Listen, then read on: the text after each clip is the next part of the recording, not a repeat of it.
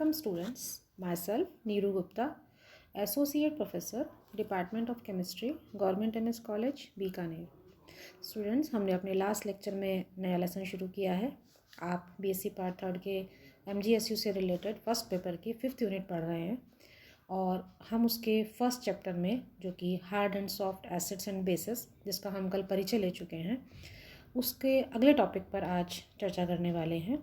और हमारा आज का टॉपिक है काफ़ी इंटरेस्टिंग, पियर्सन्स HSAB प्रिंसिपल, अर्थात पियर्सन की HSAB यानी कि hard and soft acid and base सिद्धांत की परिकल्पना।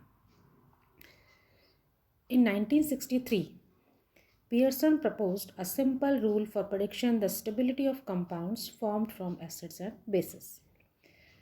1963 में पियर्सन ने एक बहुत साधारण सिंपल सा सरल रूल दिया जिससे कि हम अम्ल और क्षारों से बनने वाले कंपाउंड्स या उनके यौगिकों के स्थायित्व को, उनकी स्टेबिलिटी को समझा सकते हैं। और इसे ही HSAB प्रिंसिपल या HSAB का सिद्धांत या अवधारणा कहा गया। इट स्टेट्स, इनके अनुसार, hard acids prefer to bond to hard bases and soft acids prefer to bond to soft bases. ये सिद्धांत का एक बहुत सिंपल सा फंडा है, बहुत सिंपल सा एक रूल है कि कठोर अम्ल कठोर क्षार के साथ बंध बनाना पसंद करते हैं तथा मृदु अम्ल मृदु क्षार के साथ बॉन्ड बनाना प्रेफर करते हैं। पियर्सन का ही ये वर्गीकरण था कि क्लास 1 के सभी सदस्य कठोर होंगे, क्लास बी के सभी सदस्य मृदु होंगे, यानी कि क्लास 1 के सभी धातु आयन कठोर अम्ल हैं और क्लास 1 के सभी लिगेंड्स कठोर क्षार हैं। तो एक सिंपल एसिड बेस रिएक्शन किस तरह से होगी, उसके लिए हम एक एग्जांपल लेते हैं। कंपाउंड की कॉम्प्लेक्स की स्टेबिलिटी को हम कैसे समझा सकते हैं on the basis of HSAB principle. General एक लुईस बेस रिएक्शन, जैसा हम पहले भी पढ़ चुके हैं कि एक लुईस एसिड एक लुईस बेस के साथ, लुईस एसिड कौन है, जो कि इलेक्ट्रॉन पेयर को एक्सेप्ट करेगा या ग्रहण करेगा, और लुईस बेस कौन है, जो उस इलेक्ट्रॉन युग्म को दान करेगा। और इन दोनों की रिएक्शन से AB कॉम्प्लेक्स या एक AB संकुल हमें प्राप्त होता है। अब AB के बीच बनने वाला बंध आयनिक भी हो सकता है, पोलर भी हो सकता है, नॉन पोलर भी हो सकता है, लेकिन वास्तव में इस बंध की प्रकृति क्या होगी, क्या ये कॉम्प्लेक्स स्टेबल होगा, इसे हम उसके फॉर्मेशन कांस्टेंट से भी ज्ञात कर सकते हैं। और इसी बात की व्याख्या करने के लिए पियर्सन ने कठोर एवं मृदु अम्ल क्षार की अवधारणा दी थी। इस कॉम्प्लेक्स में ये स्टेबिलिटी किस आधार पर जांची गई कि A और B यदि दोनों हार्ड हैं या दोनों सॉफ्ट हैं तो कंपाउंड या संकुल स्टेबल यानी स्थायी होगा, whereas the complex would be least stable if A is hard and B is soft और vice versa। और ये बनने वाला संकुल कम स्थायी होगा यदि A हार्ड है यानी कि कठोर है और B सॉफ्ट यानी मृदु है या इसका विपरीत है। तो HSAB प्रिंसिपल से हम कुछ कॉम्प्लेक्सेस की स्टेबिलिटी उनके एग्जाम्पल्स की सहायता से समझा सकते हैं। इससे पहले हम एक लाइन यहाँ पर और कंसीडर करना चाहेंगे, वो ये कि पियर्सन ने एक सेंटेंस इसमें और ऐड किया था कि मृदु क्षार यानी कि सॉफ्ट बेसिस वे होते हैं जिनके डोनर एटम आसानी से पोलराइज्ड हो जाते हैं यानी ध्रुवित हो जाते हैं और जिनकी विद्युत ऋणात्मकता या इलेक्ट्रोनेगेटिविटी कम होती है।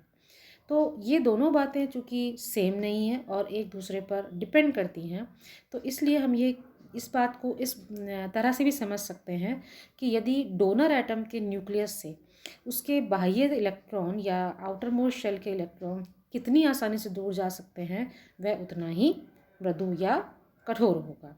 यानी कि अगर हम कठोर अम्लों की परिभाषा दें तो हम इसको इस रूप में भी दे सकते हैं कि कठोर अम्लों के कठोर क्षारों के दाता परमाणुओं की ध्रुवणता या पोलराइजेबिलिटी कम होती है और उनके विद्युत ऋणात्मकता अधिक होती है। ये हम एक टेबल में कल अपने पिछले लेक्चर में पढ़ भी चुके हैं।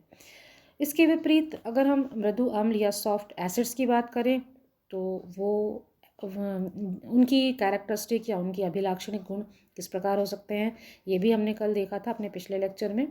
तो इसके आधार पर हम ये कुछ एग्जाम्पल्स लेंगे और इन एग्जाम्पल्स की सहायता से हम इस पियर्सन के कॉन्सेप्ट को आसानी से समझ पाएंगे।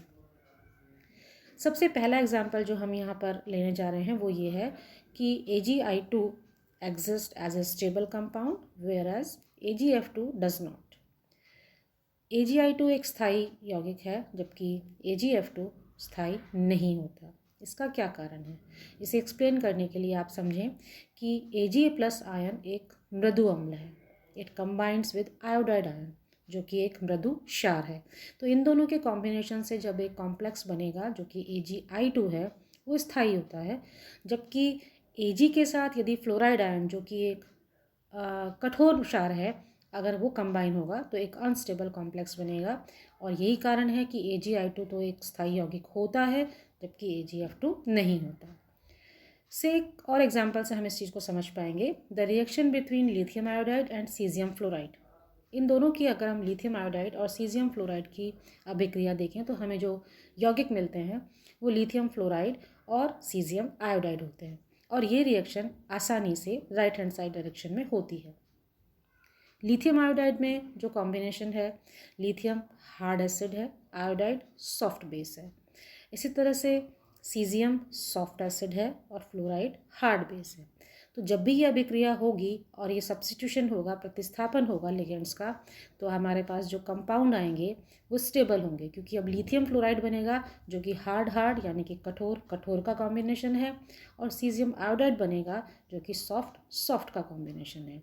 इसी तरह से कैल्शियम सल्फाइड और जल की अभिक्रिया भी हम देख सकते हैं, जिससे कि जो कि हार्ड सॉफ्ट हार्ड के कॉम्बिनेशन से हमें जो संकुल प्राप्त होता है, जो कंपाउंड प्राप्त होता है, वो हार्ड और सॉफ्ट का होता है। तो इसलिए ये अभिक्रियाएं ये क्या दर्शाती हैं, यदि हार्ड या सॉफ्ट के बीच अभिक्रिया होती है तो बनने वाला संकुल स्थायी होता है। अब हम एक और एग्जाम्पल लेते हैं जिससे कि हम HSAB प्रिंसिपल को समझ सकते हैं। The HSAB principle can predict the formation of various metal ions complexes in ambidentate ligand. Ambidentate ligand वे होते हैं जिनमें एक से ज़्यादा डोनर परमाणु लेकिन दोनों अलग अलग होते हैं।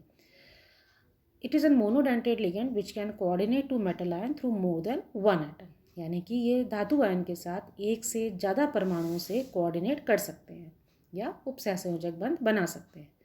For example SCN thiocyanate ion is an एम्बीडेंटेड ligand, क्योंकि इसमें दो डोनर परमाणु हैं, नाइट्रोजन और सल्फर, और ये दोनों ही के साथ एक उप सहसंयोजक बंध बना सकता है। It is known to form stable complexes of the type M, यहाँ जो कि M मेटल है, NCS with borderline acid cation of cobalt, nickel, copper and zinc by coordinating through nitrogen. It is also known to form stable complex of the type MSCN. यहाँ इन दोनों की जो हम structural formula लिख रहे हैं उसमें आप अंतर देख पा रहे हैं कि पहला बॉन्ड M और N के बीच बनेगा और दूसरे में जो डोनर परमाणु जो कि सल्फर है तो वहाँ धातु और सल्फर के बीच बंध बनेगा। तो दोनों ही में जब हमारे पास कैटायन की बात करेंगे तो पहली स्थिति में जहाँ मेटल और नाइट्रोजन के बीच बंध बन रहा है वहाँ कैटायन कोबाल्ट, निकल और कॉपर है, जहाँ एक स्टेबल कॉम्प्लेक्स बनेगा, जबकि दूसरी स्थिति में कैटायन रोडियम, इरिडियम, पैलेडियम या प्लैटिनम है।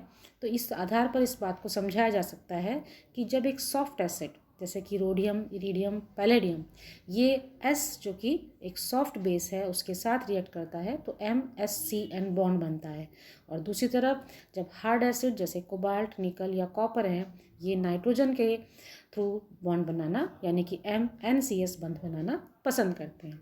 तो एक एम्बीडेंटेड लिगेंड के साथ भी हम HSAB प्रिंसिपल के आधार पर कॉम्प्लेक्सेस की स्टेबिलिटी को समझा सकते हैं। एक और एग्जाम्पल जो कि classification of acids and bases as soft and hard के आधार पर भी हम इस प्रिंसिपल की व्याख्या कर सकते हैं। द एसिड और base can be classified as hard और soft depending upon their preference for hard and soft reactant. BH ion है वो एक CH3Hg मिथाइल मरकरी आयन के साथ जो कि एक मृदु अम्ल है के साथ अभिक्रिया करता है। जब अभिक्रिया होती है तो H आयन रिलीज़ हो जाता है जो कि हार्ड एसिड है, और वो B सॉफ्ट एसिड के साथ कंबाइन हो जाता है या संयुक्त हो जाता है।